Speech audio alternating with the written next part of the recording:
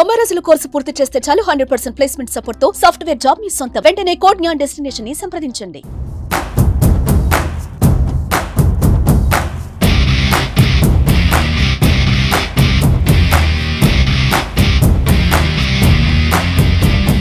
మండు టెండలో అభిమానం మనసు గుండె నిండా పెట్టుకొని ప్రపంచవ్యాప్తంగా ఆయన సభని సక్సెస్ని చూడటానికి పిఠాపురం వచ్చారు.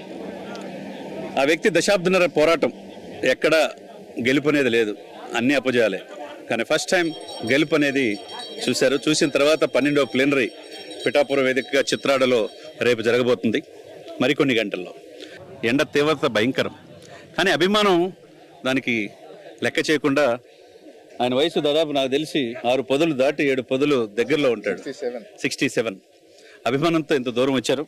నిజంగా రియల్లీ గ్రేట్. 67 సంవత్సరాల వయసులో ఒక అభిమానం గుండెల నిండా పెట్టుకొని ఈ ప్లీనరీ సక్సెస్ కావాలని ఇంత దూరం వచ్చారు.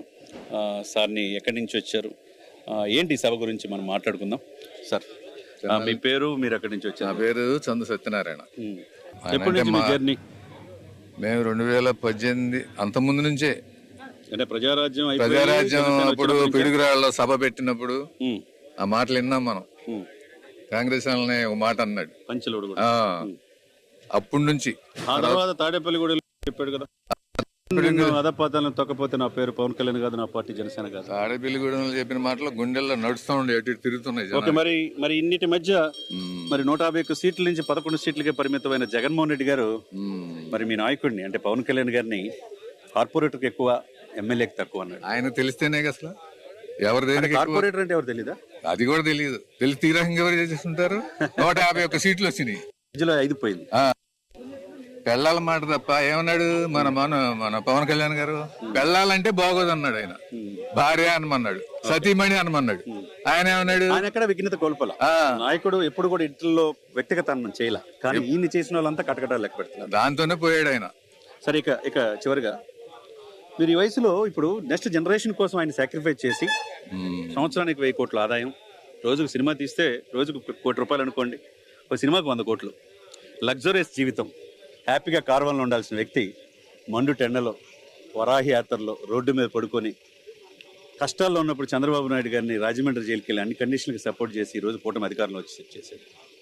ఇప్పుడు కట్ చేస్తే ఇప్పుడు ప్రధాని నోటి నుంచి ఈయన పవన్ కాదు తుఫాన్. ఇవన్నీ ఎలా చూస్తున్నారు ఆయన జర్నీలో? 1000 కోట్లు తునప్రాయం, ప్రజాసేవ అనంతం ఆయనకి. ప్రజాసేవలోనే ఆనందం పొందుతున్నాడు. 1000 కోట్లు తునప్రాయంగా వదిలేసి ఆయన మనం చూసి 100 రోజులు అయినా 150 రోజులు అయినా సినిమా గురించి ఒక 10 నిమిషాలు చెప్పింది అక్కడ లేదు. రాజకీయం గురించి ఎంత చెప్తున్నాడు? రాజకీయం గురించి ఎంతో చెప్తున్నాడు. నాయకుడు 90% ఉన్నాడు, సినిమా యాక్టర్ గా 10% ఉన్నాడు.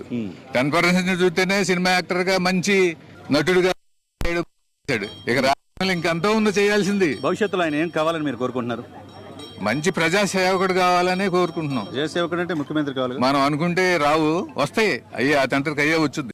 మరొక వ్యక్తి 2019లో జనసేన తరపున ఎమ్మెల్యేగా కడప పోటీ చేసి అక్కడ ఉభయ జిల్లాలకి అధ్యక్షుడిగా జనసేన కొనసాగపేట, కడప, ఈ పులివెందుల ఈ పరిసరాలు చూస్తే ఎవరైనా పోటీ చేయడానికి భయపడతారు. ఎందుకంటే అంత ఫ్యాక్షనిస్ట్ ప్రభుత్వం, మేము తప్పితే ఇంకెవరు ఉండకూడదు రాజకీయాలు అనుకునే వ్యక్తులు. అటువంటిది అక్కడే సభ కూడా పెట్టారు.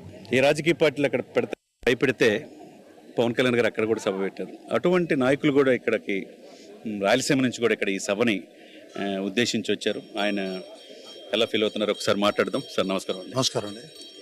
నా పేరు శంకర శ్రీనివాస్ అండి. ఉమ్మడి కడప జిల్లా కోఆర్డినేటర్గా నేను గత 22 సంవత్సరాలు రాజకీయాల్లో ఉన్నాను. 2 సార్లు కడప ఎమ్మెల్యేగా పోటీ చేశాను. 2009లో ఒకసారి, అలాగే 2019లో ఒకసారి. 2009లో బహుజన్ సమాజ్ పార్టీ నుంచి నేను ఎమ్మెల్యేగా పోటీ చేశాను. అదే సంవత్సరం రచంపేట పార్లమెంట్ నుంచి కూడా ఎంపీగా కూడా పోటీ చేశాను.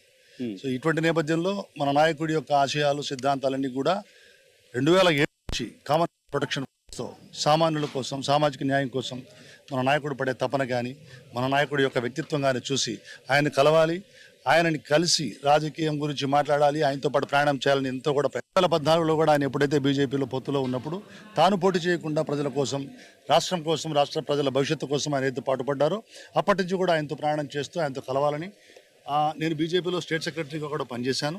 ఆ క్రమంలో ఆ పొత్తు గురించి బాగా పాటుపడి ఆ రోజు ఆ జగన్మోహన్ రెడ్డి రాకుండా కూడా ఆయన చేసిన ప్రయత్నానికి మా పూర్తి. చివరిగా ఇంకో క్వశ్చన్ అండి, మీరు కూడా కడపే, అవును. జగన్మోహన్ రెడ్డి గారు కూడా కడపే. మీ నాయకుడిని పవన్ కళ్యాణ్ గారిని మీరు కార్పొరేటర్కి ఎక్కువ, ఎమ్మెల్యేకి తక్కువ అన్నాడు. అంటే ఆయన 11 సీట్లకే పరిమితం అయిపోయాడు, రాష్ట్ర ప్రజలు కాదనుకున్నారు. దీన్ని ఎలా చూస్తారు మీరు? అంటే మీకు బాధ అనిపించట్లేదా మీ నాయకుడిని అలా మాట అంటే? బాధ ఏంటండి, అతనికి సిగ్గుతో చచ్చిపోయేలాగా నువ్వు వెర్రి పెంగళప్ప కొయ్యి ఎక్కువ, పిచ్చి పుల్ల ఎక్కువ తక్కువ అని అదే రోజు మధ్యాహ్నం 3 గంటలకు మాట్లాడాడు. ఉమ్. ఆయన తన ఫ్రస్ట్రేషన్లో చేతకాక, రాజకీయం చేతకాక పార్టీ మూసుకునే పరిస్థితి వచ్చి మన నాయకుడు ఏమీ అనలేక నోటికొచ్చినట్టు అవాకులు చవాకులు పెళ్ళడంతో ప్రజలకి తెలుసు ఎవరు ఏ స్థాయి ఉన్నారని చెప్పేసి ప్రజలు దీన్ని పట్టించుకోవడం లేదు. అతన్ని మాత్రం రాజకీయంగా అతని చరిత్ర ముగిసిపోయింది, అతని టైం అయిపోయిందని ప్రజలందరూ నమ్ముతున్నారు. అంటే నెక్స్ట్ ఎలక్షన్కి 11 కూడా ఉండమంటారా? క్వశ్చన్ లేదండి, అసలు పార్టీనే ఉండదు, కాంగ్రెస్లో కలిపేసుకొని అతని కాంగ్రెస్ లో కలపడానికి వాళ్ళు జగనన్న వదిలిన బాణం ఎలా ఒప్పుకుంటుందండి? ఆమె ఏముందండి, వాళ్ళ ఆస్తులు గొడవలు తప్ప రాజకీయంగా వాళ్ళకి ఏమున్నాయి, అన్నీ కూడా మాయ. వాళ్ళంతా కూడా ప్రజలందరినీ కూడా మాయ చేస్తున్నారు తప్ప వాళ్ళ ఆస్తుల కోసం కూడా తప్ప మీ కడప నుంచి, ముఖ్యంగా రాయలసీమ నుంచి ఎంతమంది రావచ్చండి? మా కడప జిల్లా, ఉమ్మడి కడప జిల్లా నుంచి మేము మినిమం 4,000 నుంచి 5,000 మంది ఎక్స్పెక్ట్ చేస్తున్నామండి. అలాగే 4 జిల్లాలకు సంబంధించి కూడా కొన్ని కాన్స్టిట్యూషన్లో బలంగా ఉన్నాం కాబట్టి దాదాపు జిల్లాకు ఒక 5,000 వేసుకున్నా కూడా 4 జిల్లాలు కలిపి 20,000 మంది మినిమం. ఈ ఎంత ఎండలు ఉన్నా కూడా, దూరంగా మేము ఉన్నా కూడా 20,000 మంది రావడానికి సిద్ధంగా ఉన్నారు. బస్సుల్లో, వెహికల్స్లో, ట్రైన్స్లో కూడా వస్తున్నారు. 20,000 మందికి తక్కువ లేకుండా వస్తారని మేము భావిస్తాం. Thank you. Thank you so much.